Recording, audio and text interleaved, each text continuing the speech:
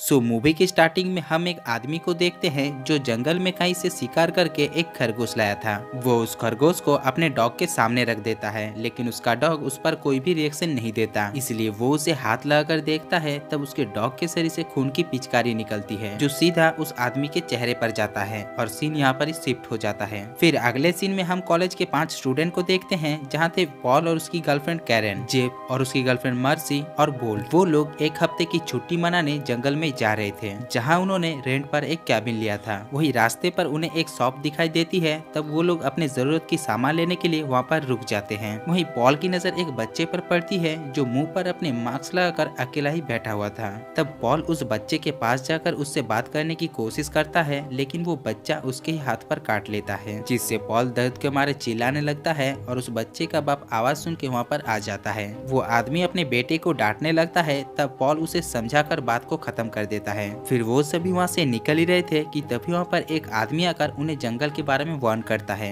वो आदमी उनसे कहता है कि जंगल की हालत काफी खराब है और वहाँ पर जाने वाले हर एक आदमी बीमार पड़ रहा है, लेकिन वो लोग उसकी बातों को ज्यादा सीरियसली नहीं लेता और अपने डेस्टिनेशन के लिए निकल पड़ते हैं। फिर कुछ देर जाने के बाद वो सभी अपने केबिन तक पहुँच जाते हैं। वो सब वहाँ का नजारा देखकर काफी खुश होता है, लेकिन तभी बोल्ट अपना गन लेकर बाहर आता है, जिस पर पॉल उसे टोकता है और उस गन के बारे में पूछता है। तब वोल्ट उससे कहता है कि वो अपनी स्किल्स को इम्प्रूव करने के लिए ये गन यहाँ पर लाया है। ये बोलकर वो शिकार करने के लिए निकल जाता है। इसके बाद बोल्ट जंगल में शिकार कर रहा था, लेकिन तभी वो गलती से एक आदमी के ऊपर शूट कर देता है और ये वही आदमी था जिसे हमने मूवी के शुरुआत में देखा था। लेकिन अब वो काफी बुरी हालत में था, क्योंकि उसे उसके डॉग की वजह से किसी तरह का इन्फेक्शन हो गया था। तब वो आदमी बोल्ट से मदद मांगता है, लेकिन बोल्ट घबराहट की वजह से वहाँ से भाग जाता है और कैबिन आकर वो ऐसे बिहेव करता है कि जैसे कि कुछ हुआ ही नहीं। आगे रात होने पर वो सभी आग जलाकर बैठ जाते हैं। तब पॉल उन्हें डरावनी कहानियां सुनाता है। तभी अचानक वहाँ के मौसम खराब होने लगता है। तब वो सभी कैबिन के अंदर चले जाते हैं, लेकिन कुछ देर बाद उनके दरवाजे पर कोई आ जाता है।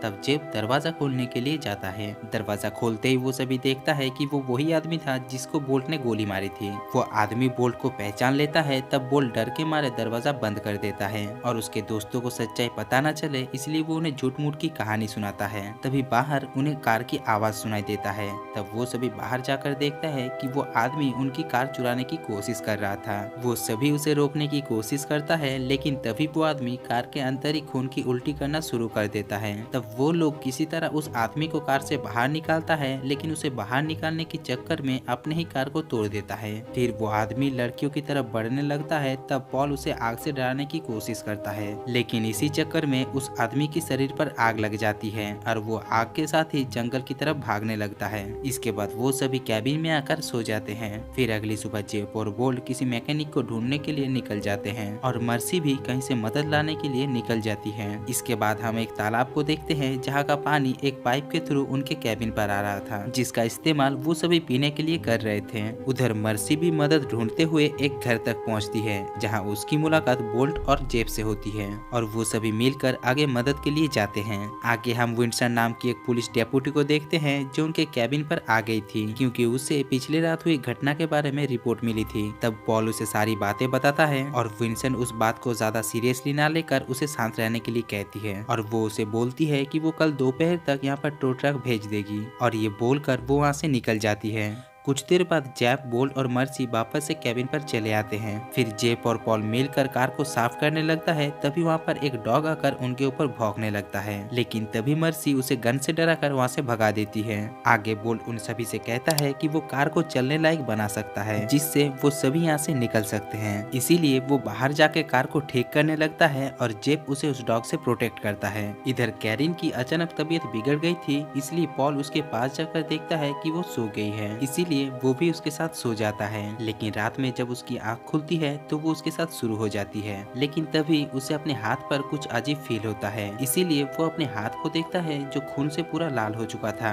ये देखकर वो काफी डर जाता है और वो कैरिन के ऊपर से कंबल हटाकर देखता है कि उसका पैर पूरी तरीके से खून से रंग चुका है। ये देखकर वो उन सभी को घर के अंदर बुला लेता है और इसे देखकर वहाँ मौजूद सभी लोगों की हालत खराब हो जाती है। आगे वो सभी एक दूसरे को चेक करते हैं और देखते हैं कि ये इन्फेक्शन और और किसी को हुआ है या नहीं, लेकिन अभी तो वो सभी ठीक थे। फिर बोल्ट कहता है कि हमें कैरिन को क्वारंटाइन करना होगा, इसीलिए वो सभी बोल्ट की बातों को मान लेते हैं और कैरिन को कैबिन से निकलकर एक शेड के अंदर लॉक कर देते हैं। फिर अगली सुबह पॉल और मर्सी कैरिन को देखने के लिए उस शेड के पास जाते हैं, लेकिन वहाँ पहुंचकर वो दोनों देखते हैं कि कैरिन की हालत अब काफी बदतर हो चुकी थी। अब ये देखकर वो सभी कैरिन को हॉस्पिटल ले जाने का फैसला करते हैं। फिर बोल्ट कार को ठीक करने की कोशिश करता है, लेकिन उसे भी खून की उल्टी होना शुरू हो जाता है। अब ये देखकर वो भी समझ जाता है कि वो भी इन्फेक्टेड हो चुका है, लेकिन वो इस बारे में किसी और को नहीं बताता।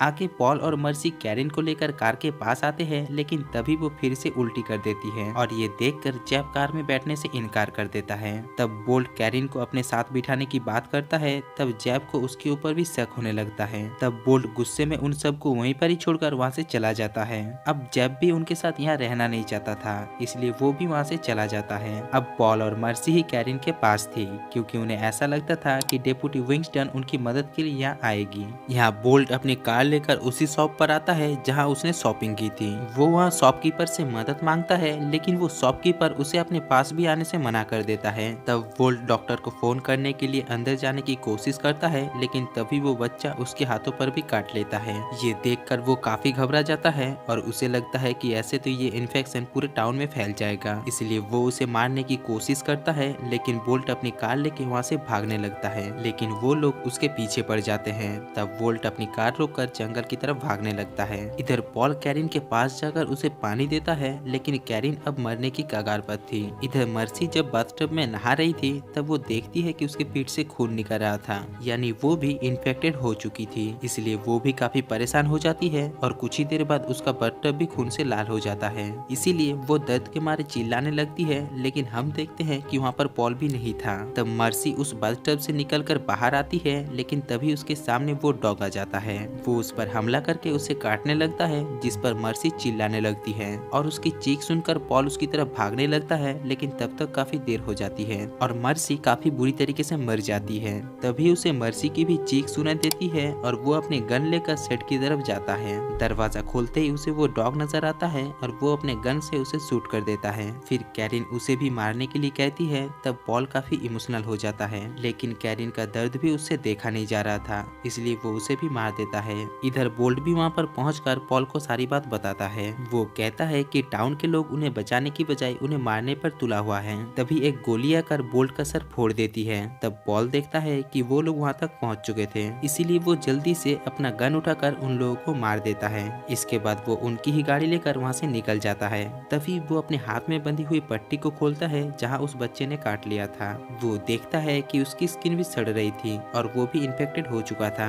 ये देखकर वो काफी घबरा जाता है और उसी चक्कर में उसकी कार एक पेड़ में जाके क्रैश हो जाती है, लेकिन किसी तरह वो कार से बाहर निकल जाता है और तभी वो कार ब्लास्ट हो जाती है। इसीलिए उसे पैदल ही जंगल की तरफ निकलना पड़ता है। फिर अगली सुबह जेब वापस से कैबिन में आता है और उन सब का लाश देखकर वो काफी दुखी होता है, लेकिन तभी वो लोग दूर से ही उसे शूट कर देता है, जिससे वो वहीं पर ही मर जाता है। उधर दूसरी तरफ हम पॉल को देखते हैं, जिसकी हालत अब काफी बदतर हो चुकी थी और वो अब चल भी नहीं पा रहा था। तभी उसके पीछे वही बच्चा आ जाता है जिसे हर किसी को काटने की आदत थी। तो दोस्तों यहीं पर ही इस मूवी की कहानी खत्म हो जाती है।